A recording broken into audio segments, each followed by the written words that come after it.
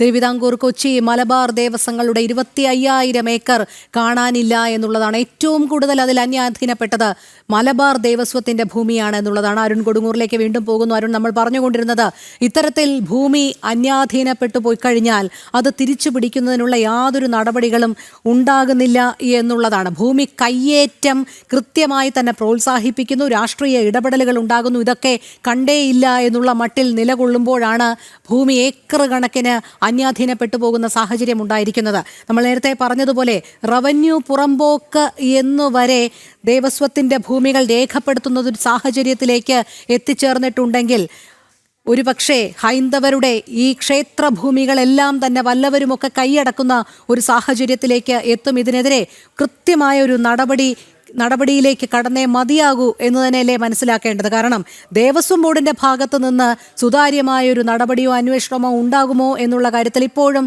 സംശയം നിഴലിക്കുന്നുണ്ട്. കാരണം അവർക്ക് പല താല്പര്യങ്ങളും സംരക്ഷിക്കേണ്ടതുണ്ട്. അതുകൊണ്ടാണല്ലോ ഇപ്പോൾ ഈ കണക്കുകൾ പ്രകാരം 25,000 ഏക്കറോളം നഷ്ടപ്പെട്ടു എന്ന് മനസ്സിലാക്കിയത്. തീർച്ചയായും അതിൽ മനസ്സിലാക്കേണ്ട ഏറ്റവും പ്രധാനപ്പെട്ടത് ഞാൻ ആദ്യമേ പറഞ്ഞ പോലെ തന്നെ 1, 2 25,000 ഏക്കർ ഭൂമിയാണ് സംസ്ഥാനത്തെ വിവിധ ദേവസ്വം ബോർഡുകൾക്ക് നഷ്ടമായിരിക്കുന്നത്. ഈ ഭൂമി തിരിച്ചു പിടിക്കാൻ അല്ലെങ്കിൽ പിന്നെന്തിനാണ് ഈ ദേവസ്വം ബോർഡുകൾ ഇങ്ങനെ ഭരണം നടത്തുന്നത് എന്നുള്ള ഏറ്റവും പ്രധാനപ്പെട്ട ചോദ്യമാണ് നമുക്ക് മുന്നോട്ട് വെക്കാനുള്ളത്. കാരണം ഇതിനെല്ലാം കൃത്യമായുള്ള രേഖകളുണ്ട്. പഴയ രേഖകളൊക്കെ തന്നെ കൃത്യമായി ദേവസ്വം ബോർഡിന്റെ പക്കലുകളുണ്ട്. പക്ഷേ എന്തുകൊണ്ടാണ് ഇത് തിരിച്ചു പിടിക്കുന്നതിൽ ഇവർ ഇത്ര കാലതാമസം ഉണ്ടാകുന്നത്?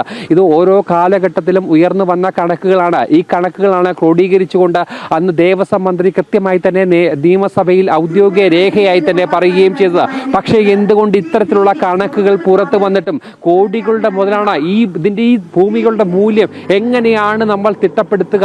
അത്ര വലിയ ഒരു കൊള്ള, അത്ര വലിയ ഒരു തട്ടിപ്പ്, ആ തട്ടിപ്പുകൾ ഇങ്ങനെ കൃത്യമായി പകൽ പോലെ വ്യക്തമായിട്ടും എന്തുകൊണ്ട് ഒരു നടപടിയും എടുക്കാൻ ഇവർക്കൊന്നും ആകുന്നില്ല? അല്ലെങ്കിൽ ഈ മുതൽ എന്തുകൊണ്ട് അന്യാധീനപ്പെട്ടു പോയി എന്ന് ഒരാളും തിരിച്ചു ചോദിക്കുന്നില്ല.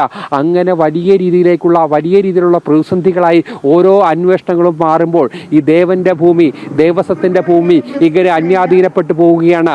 അതുകൊണ്ട് തന്നെയാണ് ഈ ഭീമമായുള്ള ഈ ഒരു ഭൂമി കൊള്ള, എത്രയോ വലിയ കൊള്ള ഈ കേരളത്തിൽ നടക്കുമ്പോഴും ഒരു തരത്തിലുള്ള ഇടപെടലും ഉണ്ടാകുന്നില്ല.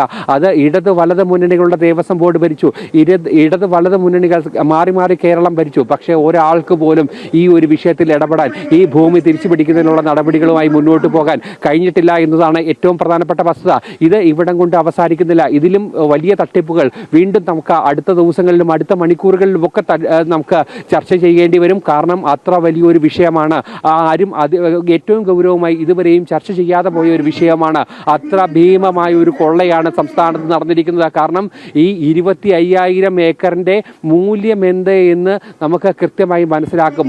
ആ മൂല്യമാണ് ഇവിടെ നഷ്ടമായിട്ടുള്ളത്. ഭക്തജനങ്ങൾക്ക്, ദേവന്റെ ഓരോ ക്ഷേത്രങ്ങൾക്കും അനുഭവിക്കേണ്ട ഈ സ്വത്താണ് ഇങ്ങനെ അന്യാധീനപ്പെട്ടു പോയിരിക്കുന്നത്. ഇതിന് കാരണക്കാരാരാണ്? ആരൊക്കെയാണ് ഇതിന് പിന്നിൽ? എന്തുകൊണ്ടാണ് ഇത് തിരിച്ചു പിടിക്കുന്നതിനുള്ള വലിയ കാലതാമസം ഉണ്ടാകുന്നത്? ഈ കാര്യങ്ങളൊക്കെ തന്നെ വിശദമായി പരിശോധിക്കേണ്ടതുണ്ട്. സമഗ്രമായ ഒരു അന്വേഷണം, കൃത്യതയോടെയുള്ള ഒരു അന്വേഷണം, പ്രതിസന്ധികളെയൊക്കെ തന്നെ അതിജീവിച്ച് മുന്നോട്ട് പോകാൻ കഴിയുന്ന ഒരു കൃത്യമായ ഒരു അന്വേഷണം ഈ ഒരു വിഷയത്തിൽ ഉണ്ടാകേണ്ടതാണ്. അങ്ങനെയെങ്കിൽ മാത്രമേ ഈ ഭൂമികളൊക്കെ തന്നെ തിരിച്ചു. ഞാനൊന്ന് ഇടപെടുകയാണ്, തുടരുക. ഇപ്പോൾ ശബരിമല കർമ്മ സമിതി നേതാവ് ശ്രീ SJR കുമാർ നമ്മളോടൊപ്പം ചേരുന്നു. ശ്രീ SJR കുമാർ, സംസ്ഥാനത്തെ ദേവസ്വം ഭൂമികളിൽ നടക്കുന്ന വ്യാപക കൊള്ളയെക്കുറിച്ച് താങ്കൾക്കും അറിവുള്ളതാണ്. പക്ഷേ കണക്കുകൾ അങ്ങേയറ്റം ഞെട്ടിപ്പിക്കുന്നതാണ്. ഏകദേശം 25,000 ഏക്കറോളം ഭൂമിയാണ് തിരുവിതാംകൂർ, കൊച്ചി, മലബാർ ദേവസ്വങ്ങളുടേത് കാണാനില്ല എന്ന് പറയുന്നത്. ഇതൊക്കെ അന്യാധീനപ്പെട്ടു പോയി എന്നാണ് ദേവസ്വത്തിൻ്റെ ഒഴുക്കൻ മട്ടിലുള്ള ഒരു മറുപടി എന്ന് പറയുന്നത്. എങ്ങനെയാണ് ഇത് അന്യാധീനപ്പെട്ടത്? എങ്ങനെയാണ് മറ്റുള്ളവർ കൈക്കലാക്കിയത്? ഏക്കർ കണക്കിന് ഭൂമി എങ്ങനെ മറ്റുള്ളവരുടെ കൈകളിലെത്തി? ക്ഷേത്രവക ഭൂമികൾ എങ്ങനെയാണ് അന്യാധീനപ്പെടുന്നത് എന്നുള്ള ചോദ്യത്തിന് ഇവർക്കൊന്നും ഉത്തരമില്ല. എന്നു മാത്രമല്ല, ഏതെങ്കിലും രീതിയിലുള്ള ഒരു ഭൂമി കയ്യേറ്റം ശ്രദ്ധയിൽപ്പെടുകയാണെങ്കിൽ അത് തിരിച്ചു പിടിക്കാനുള്ള ഒരു ശ്രമവും നടക്കുന്നില്ല. അങ്ങനെയാണിപ്പോൾ ഒരു ഏകദേശ കണക്കാണ് 25,000 എന്നുള്ളത് സർവേ നടത്തിയ ക്ഷേത്രങ്ങളുടെ അടിസ്ഥാനത്തിൽ. അങ്ങേയറ്റം ആശങ്കപ്പെടുത്തുന്ന ഒരു സാഹചര്യമല്ലേ നിലവിലുള്ളത്? തീർച്ചയായിട്ടും, യാതൊരു സംശയമില്ല. കാരണം ഈ തിരുവിതാംകൂർ ദേവസ്വം ബോർഡ് അതുപോലെ മറ്റ് ദേവസ്വം ബോർഡിലൊക്കെ കൃത്യമായിട്ടും അതിന്റെ സംവിധാനം തന്നെ ഇത്തരം ആസ്തികളൊക്കെ കവർന്നെടുക്കാനും അത് മറ്റുള്ളവരുടെ പേരിൽ എഴുതാനും അതുപോലെ തന്നെ ഈ കവർച്ചകൾ നടത്താനും ഒക്കെ വേണ്ടിയിട്ടാണ്. അതുകൊണ്ട് തന്നെയാണ് ഈ ദേവസ്വം ബോർഡിന്റെ എല്ലാം നമ്മൾ കാണുന്ന തുടരെയുള്ള പൊളിറ്റിക്കൽ അപ്പോയിന്റ്മെന്റ് ആണ്. ഈ പൊളിറ്റിക്കൽ അപ്പോയിന്റ്മെന്റ് അവിടെ വെക്കുന്നവരുടെ ഒരു ഉദ്ദേശം തന്നെ അവരെ കൊണ്ട് അവിടെ ചില കാര്യങ്ങൾ നടത്തിയെടുക്കുക എന്നുള്ളതാണ്. എല്ലാ പാർട്ടികൾക്കും, രാഷ്ട്രീയ പാർട്ടികൾ ഇതുവരെയുള്ള ഇടതായാലും വലതായാലും എല്ലാം അവർ ചെയ്തുകൊണ്ടിരുന്നത്.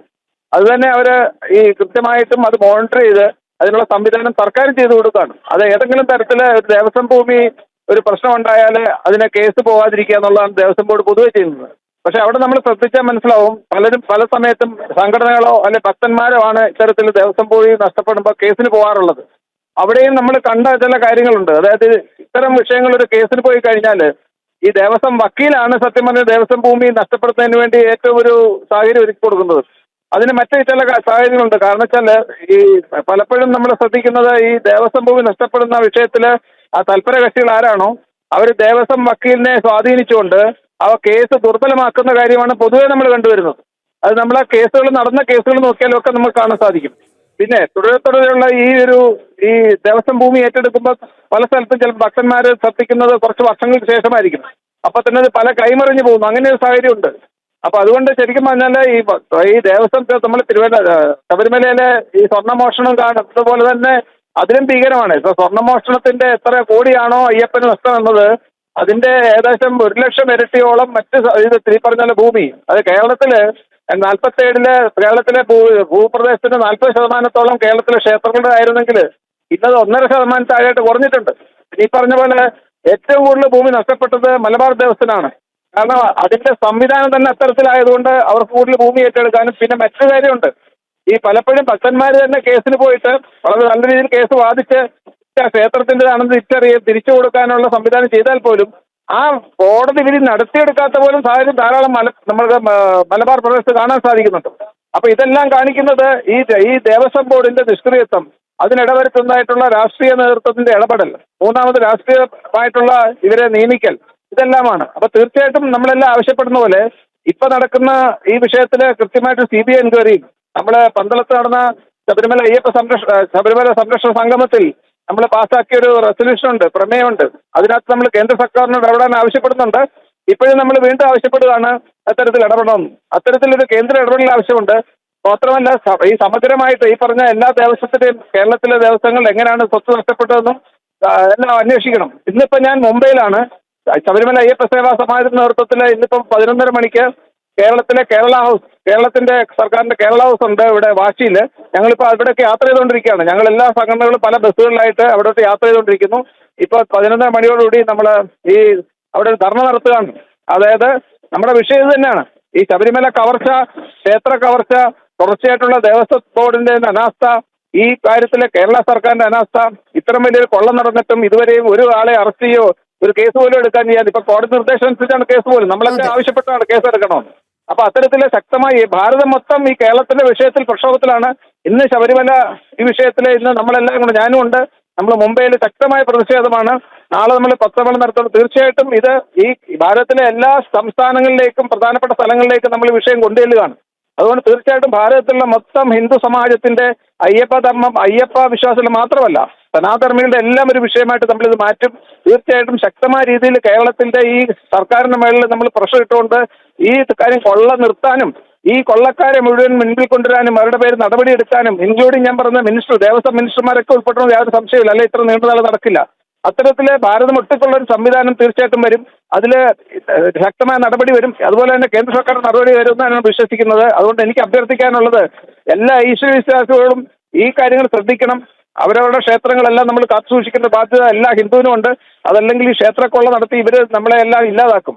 അതുകൊണ്ട് അത്തരം ശക്തമായ നീക്കം ഇനിയെങ്കിലും വേണം. നമ്മൾ കൂടുതൽ കാര്യങ്ങൾ ഇത്ര ശ്രദ്ധിക്കണം. ശക്തമായ പ്രക്ഷോഭങ്ങളിൽ ഭാരതം ഒട്ടുക്ക് നമ്മൾ നടത്തുന്ന ഈ പ്രക്ഷോഭങ്ങളിലൊക്കെ കഴിയുന്നിടത്തോളം ആൾ പങ്കാളികളാകണം. അങ്ങനെ ഈ സർക്കാരിന്റെയും അതുപോലെ ദേവസ്വം ബോർഡിന്റെയും ഈ കൊള്ള നമ്മൾ ഇതോടുകൂടി നിർത്തി ക്ഷേത്രഭരണം നമ്മുടെ ഹിന്ദുക്കളുടെ ഭക്തജനങ്ങളുടെ കയ്യിലേക്ക് ഏൽപ്പിച്ച തരത്തിലേക്ക് മാറ്റിയെടുക്കണം എന്നാണ് എൻ്റെ ഈ സമയത്ത് അഭ്യർത്ഥിക്കാനുള്ളത്. ശരി, വളരെ നന്ദി ശ്രീ SJR കുമാർ. എന്തായാലും ഇത്തരം കൊള്ളകൾ വച്ചുപൊറുപ്പിക്കാൻ കഴിയില്ല എന്ന് തന്നെയാണ് ഹൈന്ദവ സംഘടനകൾ വ്യക്തമാക്കുന്നത്. ഓരോ ദിവസവും പുറത്തുവരുന്ന വാർത്തകൾ ഞെട്ടിപ്പിക്കുന്നത് തന്നെയാണ്.